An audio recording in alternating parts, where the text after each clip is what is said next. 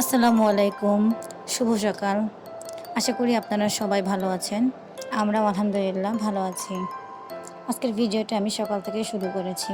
তো সকালে ঘুম থেকে উঠে দেখি উস্তে গাছের উস্তেগুলো বেশ বড় বড় হয়ে গেছে এবং অনেক ফুলও ধরেছে। এরপরে আমাদের সকালের প্রতিদিনের কাজ চা বানিয়ে নেওয়া। সকালে ঘুম থেকে উঠে আমাদের বাসার প্রত্যেকেই প্রথমে চা খায়। তো সেজন্য চা বানিয়ে নিলাম। গতকাল রাতে আমার ছেলে বলে রেখেছিল যে আজ সকালে সে দুধ সাবু খাবে।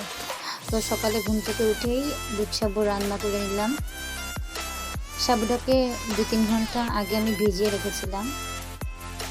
এরপরে দুধ দিয়ে রান্না করে নিয়েছি।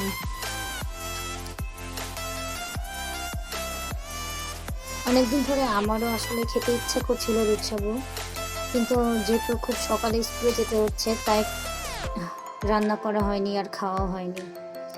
তো যাই হোক, ছেলের উছিলায় আমাকেও খাওয়া হয়ে গেল।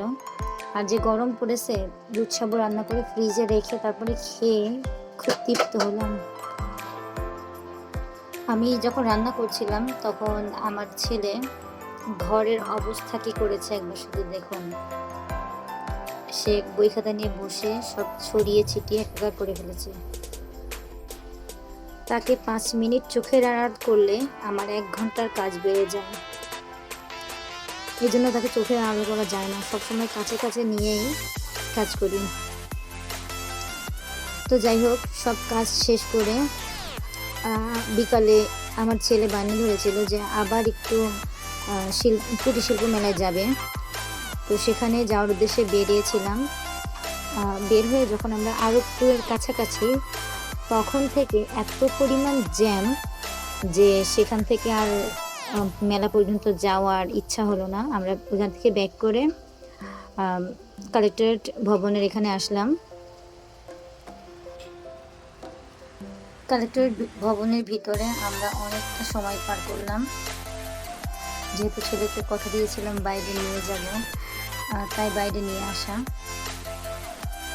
ও অনেক মজাও করছিল এখানে, যেহেতু বেশিরভাগ ভিড়ই ছিল আপনার ক্ষুদ্র কুটির শিল্প মেলার এখানে। তো এখানকার পরিবেশটা বেশ শান্তশিষ্ট ছিল, যার কারণে এখানে ও অনেক মজা করছিল।